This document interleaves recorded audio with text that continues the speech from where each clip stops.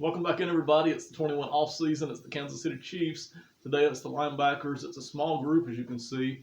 Kansas City really only plays, for the most part, about two linebackers at a time. Sometimes they'll dip up to three, but for the most part, this is a small position group. It also happens to be the weakest position group for the Kansas City Chiefs. I think by far, and that has been true for at least the past two seasons, ever since Kansas City kind of fixed up the secondary. This by far has been the weakest position group. Having said that, Kansas City continues to win, and you're not going to be perfect everywhere. No NFL team enters the season with perfect position groups. You're going to have a weakness somewhere, and in most cases, you're going to have probably two or three weak position groups. Kansas City, this is by far the weakest. It's not the offensive line. It's not any other position group. It is the linebacker spot. Now that doesn't necessarily mean I'm telling Kansas City that they've got to upgrade this year because, as we talked about it, I think two off seasons ago, if you can keep winning, and Kansas City does, and you know that not every position group is going to be up to snuff, why worry about it too much? But if you were looking for a way for Kansas City to actually get better, and they're not going to be able to do that in a lot of spots because they're already so good in a lot of spots, this would be the position to do it at. All right, so let's go through one by one and talk about these guys, and then we'll do a wrap up at the end. Starting at the top is Anthony Hitchens. This is one of the guys here. He eats up a lot of playing time. I love his attitude. I love his effort. I love his aggressiveness. I love all of that. I love his energy. For the most part, I love his tackling for the most part, but he's limited. He's very limited in pass coverage. He is limited in run stopping. He is limited in getting pressure on the quarterback. In almost every area, he is what the linebacking group is as a whole for Kansas City. It is under average. Now, having said that, that does not mean that he or any of these other linebackers are not contributing.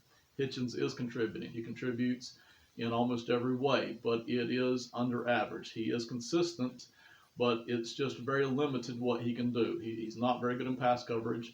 He's not very good against the run. He is contributing against the run, but he's not just a stout run stopper. There's really nothing that he does exceptionally well. And even if you put them all together, you still have a linebacker who is under average for, say, a starting NFL linebacker. And there's just no way around that, all right? It really starts to show up when you look at the film. Now, let me go back and say again, the effort's there, the attitude is there, the energy is there. I mean, the communication is there. All of those things are there. And this is a guy who does belong on an NFL football field. But man, when you look at the price tag right here, $11 million, that puts him in the upper tier of linebacker money in the NFL. It puts him in the upper tier of defensive players in general in the NFL. So when you actually start to break down the tape on him and you realize the cap number that we're paying him, I would be a whole lot more comfortable if Hitchens were getting in the neighborhood of $5 or $6 million. And if he were, say, the second or third best linebacker on the team, I would be a whole lot happier than if he were making $11 million and he was more or less getting more playing time than anybody else over the past two or three seasons. So it is what it is. You got who you got. The dead cap for him this year is, I think, $8.5 million. So I don't think he's going anywhere. Even if you were to put a post-June 1st cut on him, you're not saving a whole lot overall. You're only saving 2.5 overall. Even though for this season you might be able to get $5 or $6 million savings to kind of play with, it's just not there. So he's on the team for 2021.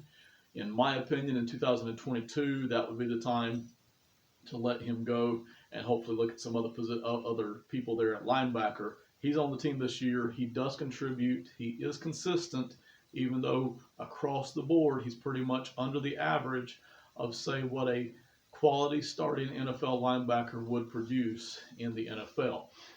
Same thing here for Wilson. Wilson's come around and played, and Wilson puts up a lot of tackles as well. I say a lot of tackles. I think it's somewhere between 50 individual and 70 cumulative combined tackles.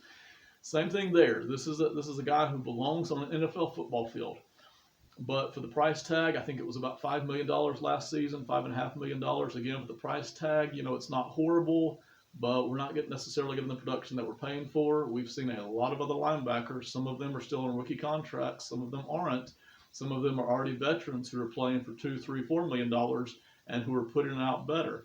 Now, You don't really notice it necessarily because Kansas City has improved on defense and because they just keep winning. This is one of the beauties of winning, okay, is that it masks a lot of flaws. And this is one of Kansas City's flaws, is that they just don't have quality starting linebackers here with Hitchens and Wilson, who are getting the most of the playing time and have been for the past 2 or 3 seasons. Are they horrible? No, they're not horrible. They are contributing. Again, with Wilson, same thing. The effort is there, the energy is there, the attitude is there. It's all there. The communication is there, the consistency is there, but they are just limited in what they can do, and those limitations make them less than what other teams are getting out of some of their linebackers, and even in some cases for a lot less money, even once some of these guys have been off of their rookie contracts. Once you start to look around the league, you can see that pretty easily, and once you start to break down the tape, you can see that. So how dissatisfied are we with that? Well, we're winning. Okay, so again, it's not an emergency state, and again, you know, if you fix linebacker, if you spend time and resources or draft picks or money on fixing up linebacker, basically you're going to have some other position. So the Kansas City Chiefs have basically decided, and they're not wrong, is that linebacker might be the least important spot on our team, the way we play defense and the way that we rely so much on scoring and good offense. We have to prioritize something, and linebacker gets moved down to the bottom. So I understand that. I'm not criticizing that, even though the cap number here for Hitchens is large, and then you add on Wilson. Basically, you're paying $16-17 million here for two players who are under the average. Okay, so just keep that in mind as we look at the rest of the team, as we look at the rest of the league. Ben Neiman here, by the way, Wilson is a free agent. If the price tag, and I should have covered this already, if the price tag on Wilson were somewhere around $2 or $3 million, I'd be interested in bringing him back. But that's kind of an insult. I think he's not going to want to play for that. I think he's going to feel like that's a low ball. So I probably wouldn't even offer that. So I'm probably just going to let Wilson drift on off into free agency. And more than likely, again, some teams get desperate and some teams just get crazy and stupid. I can't predict any of that.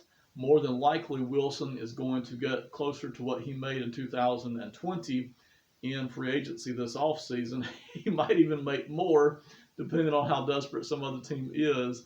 If I'm Kansas City, there's absolutely no chance I'm bringing Wilson back at that $5 or $6 million cap mark.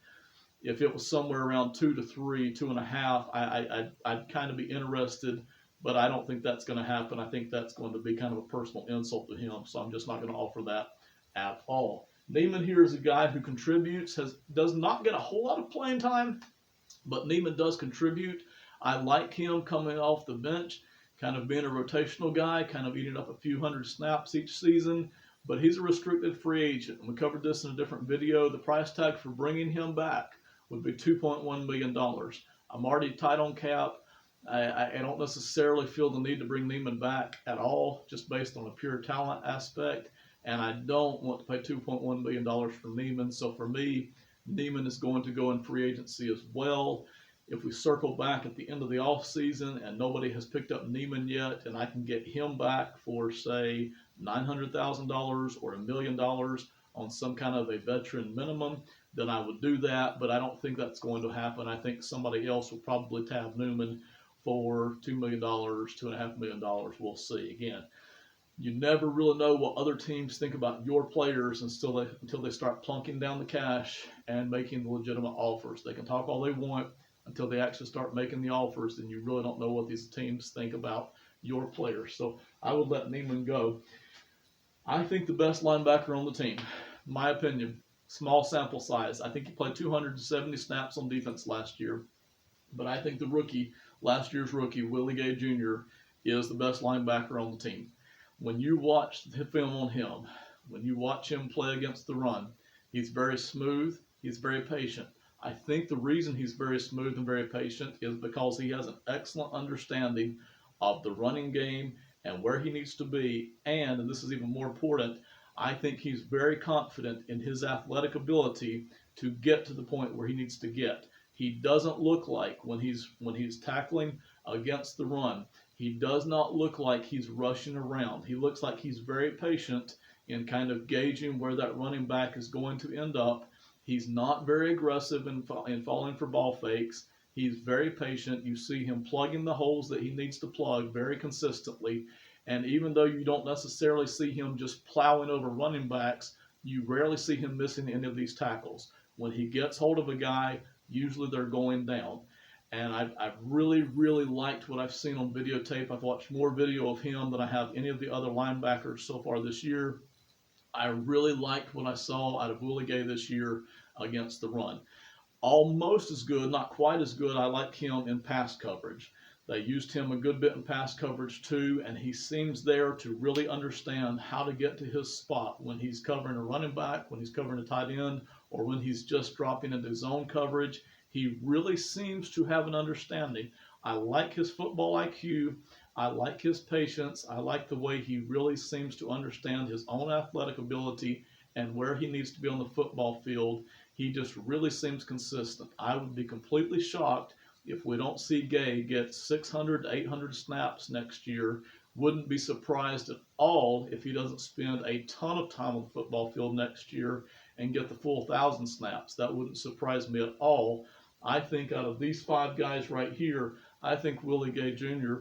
is the best linebacker on the field. Now, that's not to say that Hitchens, because of his experience, doesn't offer a few things that Gay doesn't, but I think ultimately in terms of talent, I think Gay has more talent, and I think he has more patience, and I think he understands football better seemingly than what the other guys do. It really feels like Hitchens and Wilson, it feels like their football instincts and their athleticism just is not as good as what Willie Gay Jr.'s is. When I break down the film and I look at that, I really, really love what Willie Gay Jr. brings.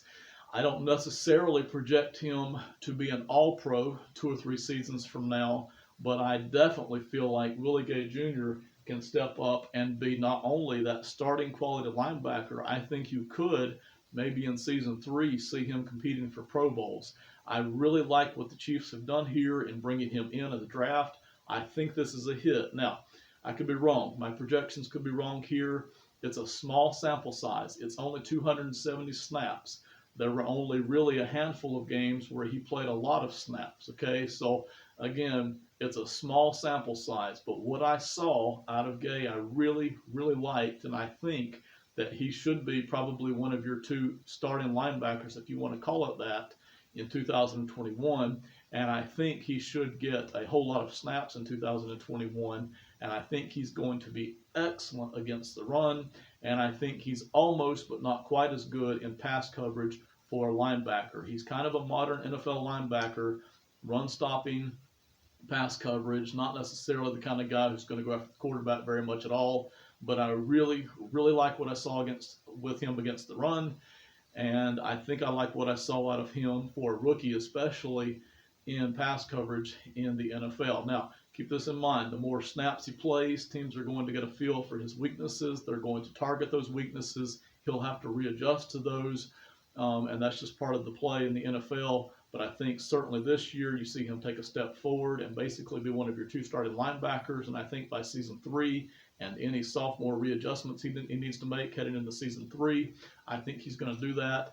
And that's based on what I've seen breaking down the video this offseason. Okay, so that's Willie Gay Jr. I think he's the best guy.